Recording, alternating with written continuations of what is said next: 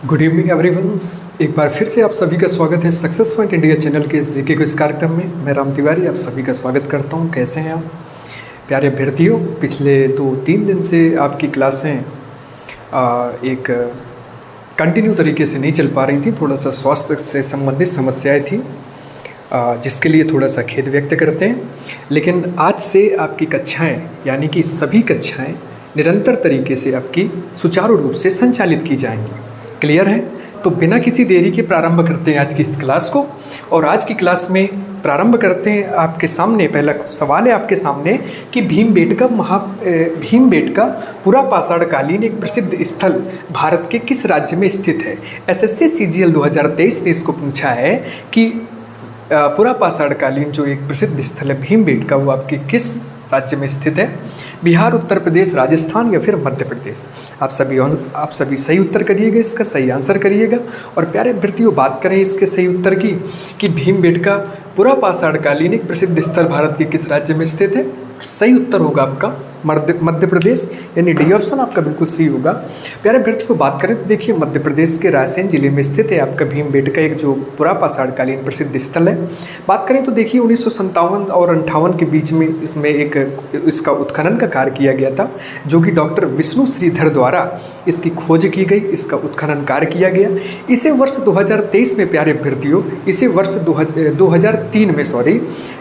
2003 में यूनेस्को द्वारा विश्व धरोहर स्थल घोषित किया गया है। यानी 2003 से इसे यूनेस्को में दर्ज किया गया। मध्य प्रदेश में रायसेन जिले में स्थित आपके पुरापाषाण कालीन स्थल भीमबेटका की गुफाओं को। क्लियर हो गया? आगे चलते हैं। भारतीय संविधान की प्रस्तावना में 3 प्रकार के न्याय का उल्लेख है। इनमें से कौन सा शामिल नहीं है? ऑप्शन ध्यान से सुनिएगा। आर्थिक न्याय, राजनीतिक न्याय, सामाजिक न्याय या सांस्कृतिक न्याय? सही उत्तर क्या है प्यारे अभ्यर्थियों? भारतीय संविधान की जो प्रस्तावना में 3 प्रकार के न्यायों का उल्लेख है, इनमें से कौन सा शामिल नहीं है? आर्थिक, राजनीतिक, सामाजिक और सांस्कृतिक। और प्यारे अभ्यर्थियों, सही उत्तर होगा आपका सांस्कृतिक न्याय, यानी डी ऑप्शन आपका बिल्कुल सही है। सांस्कृतिक न्याय जो आपका एक न्याय है, ये भारतीय संविधान की प्रस्तावना में जो न्याय निहित हैं उनमें से ये शामिल नहीं है। भारतीय संविधान की प्रस्तावना में अगर बात करें प्यारे अभ्यर्थियों तो 3 न्याय हैं, जिन्हें सामाजिक न्याय, आर्थिक न्याय और राजनीतिक न्याय के नाम से जानते हैं। सामाजिक न्याय की बात करें अगर प्यारे अभ्यर्थियों तो प्रत्येक व्यक्ति के साथ जाति, लिंग, धर्म के आधार पर जो व्यवहार है वो व्यवहार समान तरीके से होना चाहिए।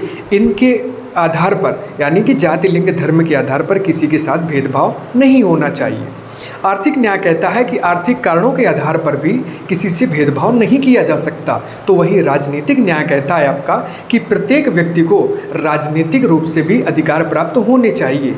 इन सभी तीनों तत्वों को, यानी न्याय के इन तीनों तत्वों को 1917 में रूस की क्रांति यानी रूसी क्रांति से लिया गया है। यहाँ तक क्लियर हुआ? चलते हैं अगले प्रश्न की तरफ। अगला प्रश्न है आपके सामने कि भारत के कुछ भागों में मिट्टी का रंग लाल होने के क्या कारण हो सकते हैं? मैग्नीशियम की मौजूदगी हो सकती है, फास्फेट की मौजूदगी, या फिर फेरिक ऑक्साइड की मौजूदगी, या फिर खाद मिट्टी की मौजूदगी?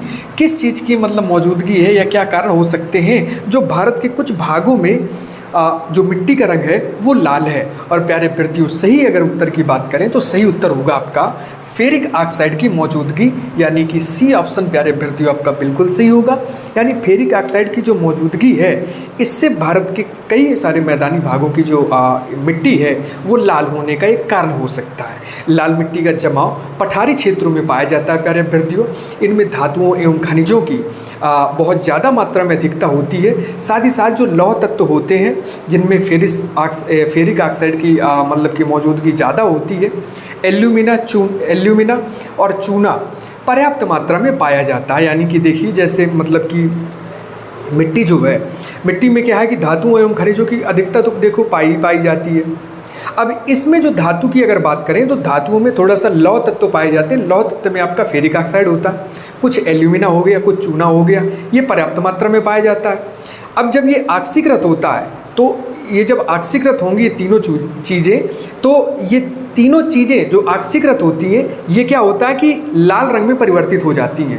अब जब लाल रंग में परिवर्तित होती है तो यही कारण होता है कि मिट्टी का जो रंग है वो भारत के कुछ मैदानी इलाकों में लाल भी पाया जाता है। अगर बात करें सबसे ज़्यादा कहाँ पाया जाता है प्यारे अभ्यर्थियों, यहाँ से पहला फैक्ट हमेशा याद रखिएगा। अगर पूछे कि लाल मिट्टी का सबसे ज़्यादा मतलब कहाँ मिलेगी तो याद रखिएगा, मैं आपको कुछ जगह बता रहा हूँ। जैसे आपका छत्तीसगढ़ हो गया, झारखंड हो गया, उड़ीसा हो गया, तमिलनाडु हो गया, तेलंगाना हो गया, यहाँ पे आपकी लाल मिट्टी सबसे ज़्यादा मिलेगी। बात करें लाल मिट्टी में होने वाली प्रमुख फसलें आपकी तो प्यारे अभ्यर्थियों मूंगफली है, तंबाकू है, बाजरा है, रागी है आदि जैसी फसलें लाल मिट्टी के लिए बहुत ज़्यादा अच्छी मात्रा में उपयुक्त होती हैं। क्लियर हुआ? जब भी बात हो कि मूंगफली, तंबाकू, बाजरा, रागी आदि में कौन सी मिट्टी बहुत ज़्यादा अनुकूल होती है तो हमेशा याद रखिएगा लाल रंग की मिट्टी। क्लियर हुआ? अगले प्रश्न की तरफ थोड़ा सा ध्यान दीजिएगा। अगले प्रश्न की तरफ चलते हैं और अगला प्रश्न प्यारे अभ्यर्थियों आपके सामने कि निम्न में से कौन सा प्रत्यक्ष कर है। देखिए रेलवे की परीक्षा ग्रुप डी 2018 ने से पूछा कि निम्न में से प्रत्यक्ष कर कौन है, सीमा शुल्क, उत्पाद बिक्री या फिर आयकर।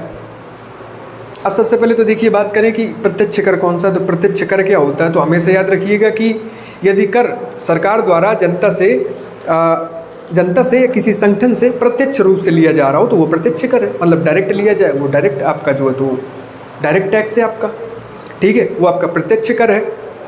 अब इनमें से बात करें अगर प्रत्यक्ष कर की तो जैसे आपका आयकर हो गया, मतलब आयकर आपकी जो इनकम है उस इनकम से कुछ कट गया, प्रत्यक्ष रूप से आपने दिया है ना, ITR भरते, TDS कटता है, ये क्या है, ये प्रत्यक्ष कर है आपका, तो प्रत्यक्ष दे दिया तो आयकर है, पूंजी लाभ कर है, साथ ही साथ प्रतिभूति हस्तांतरण कर, सिक्योरिटी टैक्स कहते हैं इसे, कंपनी कर है आदि ऐसे जितने भी कर अभी मैंने आपको बताए हैं ये सभी आपके प्रत्यक्ष कर के अंतर्गत आते हैं। यहाँ तक क्लियर हुआ प्यारे अभ्यर्थियों? आगे बढ़ जाए, चलिए ये चीज़ें समझ में आ रही हैं आप सभी को? आगे चलते हैं। जब हरे रंग की पत्ती को लाल रंग के, हमेशा आयकर आपका बिल्कुल सही उत्तर होगा। जब हरे रंग की पत्ती को लाल रंग में देखा जाता है तो वह किस रंग की दिखाई देती है? UPSSC 2016 कह रहा है कि जब हरे रंग की पत्ती को लाल प्रकाश में देखते हैं तो किस रंग की दिखाई देती है? काली, नीली, हरी, लाल, कौन सी दिखाई देती है? तो सबसे पहले देखिए प्रकृति समझिएगा। सबसे पहले देखिए लाल रंग की जो तरंग दैर्ध्य होती है, तरंग दैर्ध्य का मतलब वेव लेंथ कहते हैं इसे, ठीक है। लाल रंग की जो तरंग दैर्ध्य होती है वो हरे रंग की तुलना में बहुत अधिक लंबी होती है, ठीक है। लाल प्रकाश के हरे रंग की वस्तु में, लाल रंग के हरे रंग की वस्तु में टकराने पर जो लाल रंग होता है वो लाल रंग प्यारे अभ्यर्थियों आपका अवशोषित हो जाता है, वो लाल रंग आपका अवशोषित हो जाता है और बहुत कम प्रकाश परिवर्तित कर पाता है। अब जब बहुत कम प्रकाश परिवर्तित होगा तो ऐसी अवस्था में जो पत्ती का जो रंग होगा वो काला दिखाई देगा। कैसा दिखाई देगा? काला दिखाई देगा। तो देखिए हम बात करें कि हरे रंग की पत्ती को लाल प्रकाश में देखा जाए तो किस रंग की दिखाई देगी? काला, यानी ए ऑप्शन आपका बिल्कुल सही माना जाएगा। आगे बढ़ जाए, देखो मलेरिया रोग से शरीर का कौन सा अंग प्रभावित होता है? प्लीहा, लीवर, फेफड़े, अस्थियां, कौन सा आपका मतलब प्रभावित होता है? तो प्यारे अभ्यर्थियों बात करें तो सही उत्तर है आपका प्लीहा। प्लीहा आपका प्यारे अभ्यर्थियों सही उत्तर होता है, ठीक है। स्प्लीन भी कहते हैं प्लीहा को इंग्लिश में, अगर आप चाहो, आप जानना चाहो तो स्प्लीन के नाम से जानते हैं। देखिए इसे स्प्लीन भी कहते हैं प्लीहा को। बात करें तो देखिए मलेरिया जो रोग होता है प्यारे अभ्यर्थियों ये आपका प्लाज्मोडियम नामक प्रोटोजोआ की जाति से होता है। मतलब प्लाज्मोडियम नाम की एक जो जाति होती है, बात करें तो प्लाज्मोडियम कैसी जाति है? वायरस है, विषाणु है, जीवाणु क्या है? तो प्रोटोजोआ, हमेशा याद रखिएगा प्रोटोजोआ से होता है। ये प्लाज्मोडियम की जो अभी बात की हमने कि प्लाज्मोडियम से होता है, तो प्लाज्मोडियम की 4 जातियां होती हैं, यानी 4 स्पीसीज होती है प्यारे अभ्यर्थियों। जैसे हो गया आपका प्लाज्मोडियम फाल्सीफेरम, दूसरे नंबर पे आता है आपका प्लाज्मोडियम वाइवैक्स, तीसरे नंबर पे आता है प्लाज्मोडियम मॉक जेली और चौथे नंबर पे आता है प्यारे अभ्यर्थियों आपका प्लाज्मोडियम मलेरी। तो ये चारों जो है तो मलेरिया रोग के कारक होते हैं। और जो मलेरिया का जो है तो आपके मानव शरीर के स्प्लीन ऑर्गन को सबसे ज़्यादा मात्रा में प्रभावित करता है। यहाँ तक क्लियर हो गया। अगले नंबर पे आए। अगले नंबर पे पूछा गया कि हिमाचल प्रदेश का डोंगरी उत्सव मुख्य रूप से किस समुदाय द्वारा मनाया जाता है? हिंदू, मुस्लिम, बौद्ध, हिंदू, कौन से? तो सही उत्तर होगा प्यारे अभ्यर्थियों आपका डी ऑप्शन, यानी कि हिंदू धर्म में सबसे ज़्यादा प्रमुख मात्रा में मनाया जाता है। बात करें इसके आयोजन स्थल की तो देखिए हिमाचल प्रदेश का कुल्लू घाटी में आपका डोंगरी उत्सव ज़्यादा मात्रा में मनाया जाता है। बसंत पंचमी के दिन आयोजित होने वाले इस 3 दिवसीय उत्सव को हिडिंबा देवी की स्मृति में मनाया जाता है। हिडिंबा देवी नाम सुना होगा, महाभारत से संबंधित है आपकी हिडिंबा देवी, ठीक है, भीम के साथ संबंध है, ठीक है, समझ गए ना आप लोग। तो आपकी जो हिडिंबा देवी है, तो हिडिंबा देवी की जन्मोत्सव के रूप में मनाते हैं प्यारे अभ्यर्थियों इसे, ठीक है। जम्मू कश्मीर में भी इसे मनाते हैं, ये जो आपका डोंगरी उत्सव है ना, तो इसे जम्मू कश्मीर में भी मनाते हैं, लेकिन हमेशा याद रखिएगा जम्मू कश्मीर में इसे गोपा उत्सव के नाम से जानते हैं। किस नाम से? गोपा उत्सव के नाम से जानते हैं। तो आप कभी भी परीक्षा में आए अगर आपके सामने कि जम्मू कश्मीर में से पूछा जाए कि डोंगरी उत्सव गोपा उत्सव किसके स्मृति में मनाया जाता है, किसके जन्मदिवस के रूप में मनाते हैं, तो हमेशा क्लिक करना आपको क्या, हिडिंबा देवी। क्या?